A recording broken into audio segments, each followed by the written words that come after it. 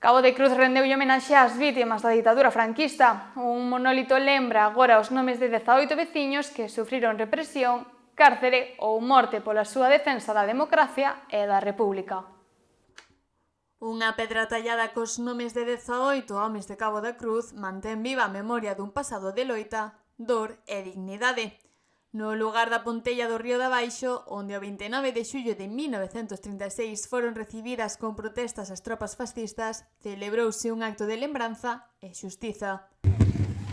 Esta iniciativa promóvese con o fin de situar a parroquia do Castro, a Cabo da Cruz, no mapa da memoria, no mapa da visibilidade que merecen unhas vítimas que non buscaron a guerra, non buscaron a confrontación, aínda así as súas vidas foron apagadas.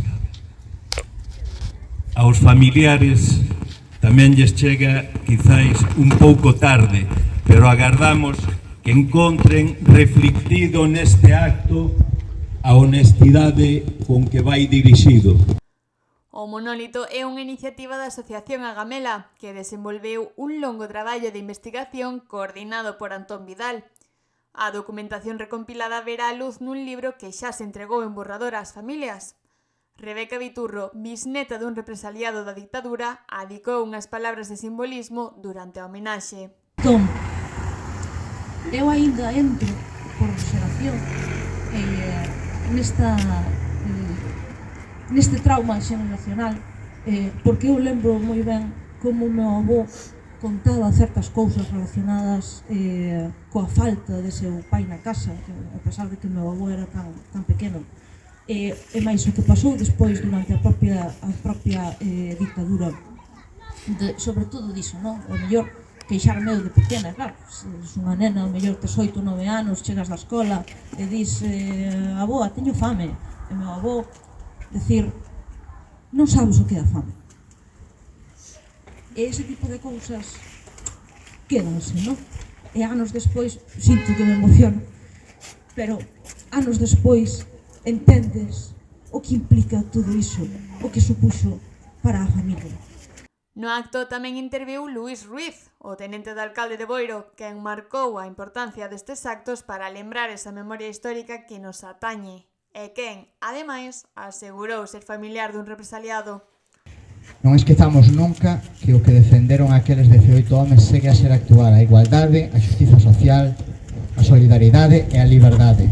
Hoxe máis que nunca precisamos rescatar eses valores frente á intolerancia e o odio. Eles deron a súa vida por un mundo máis xusto e nós temos a obriga de continuar o seu legado coas nosas palabras e cos nosos actos. Permitideme rematar cunha reflexión. A memoria non é só lembrar a quen xa non está. A memoria é tamén sementar esperanza.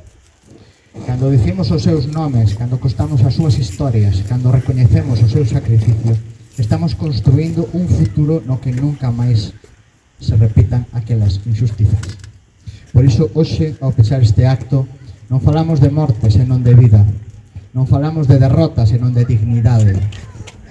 Porque mentras haxa alguén que os lembre, mentras haxa alguén que os nomee, mentras sigamos xuntándonos como hoxe, eles nunca serán vencidos. Tamén acudiu a deputada provincial, Solagra, que empuxo en valor o crecemento deste tipo de recoñecementos e o papel das institucións na súa difusión.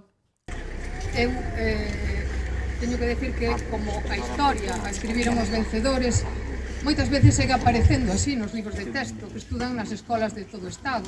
Hai realmente no que se estuda, moitas veces é unha parte da materia a que non se chega, xa non se chega a falar do que pasou aquí durante o 36, porque está como ao final dos libros de texto e nunca dá tempo no curso a dalo, pero cando se dá hai un branqueamento dos feitos moi importante no uso das palabras, que ao final se conta a historia coas palabras que utilizaron os golpistas, non? Fálase de guerra civil, pero en realidad foi un golpe de Estado. Fálase de que houve un campo de batalla, cando aquí en Galicia non houve dous exércitos. Aquí en realidad non houve unha guerra civil, como ben explicou Deira e Antón, xuntáronse os veciños e as veciñas para defender o goberno electo da República, porque viñan os fascistas asesinando sin reparo a todos aqueles que se atopaban polo camiño, non? Entre emocións e lembranzas, Cabo de Cruz converteu a memoria dos seus veciños nun símbolo colectivo. Un recordo que, como di a súa xente, non se esquece, senón que se mantén vivo para o futuro.